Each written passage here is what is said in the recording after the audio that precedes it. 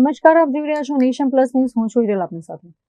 પ્રકૃતિના નાના અને નિર્દોષ પક્ષી એવા ચકલીઓના સંરક્ષણ અને લોકોમાં જાગૃતિ લાવવા માટે પાદરામાં એક પ્રેરણાદાયી કાર્યક્રમ યોજાયો હતો. કાળઝાળ ઉનાળામાં પક્ષીઓને પીવાનું પાણી અને આશરો મળી રહે તે હેતુથી પાદરાની પ્રાણી જીવ રક્ષક સંસ્થા દ્વારા ચકલીઘર અને પાણીના કુંડાનું વિતરણ કરવામાં આવ્યું હતું. પાદરાના નવા એસટી ડેપો પાસે આજે સવારથી જ જીવદયા પ્રેમીઓનો જમાવડો જોવા મળ્યો હતો.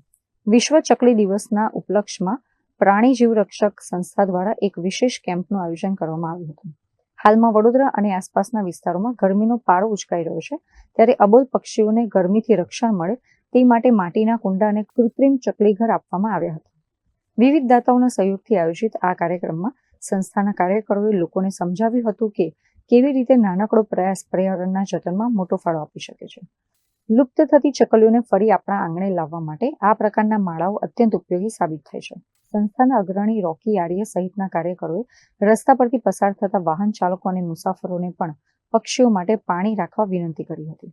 આજ રોજ વિશ્વ ચકલી દિવસ છે, તો આજે અમે ચકલીઓને જે પાણી પીવાની જરૂર પડતી હોય છે તો એના માટે કુંડાનું વિતરણ કરી રહ્યા છે. અમે એની સાથે સાથે ચકલી ઘરનું પણ વિતરણ કરી રહ્યા છે, જેથી ચકલીઓને ઠંડુ પાણી પીવા મળે અને એક જગ્યા મળે, પર્યાવરણ બચે અને ચકલી પણ બચે. અને અમારી એનજીઓને સહકાર આપ્યો છે એક ગજેન્દ્રસિંહ વાઘેલા કરીને સાહેબ છે, તેઓએ અમને 500 કુંડા એમના તરફથી એમને આપેલા છે, અમને ડોનેટ કર્યા છે.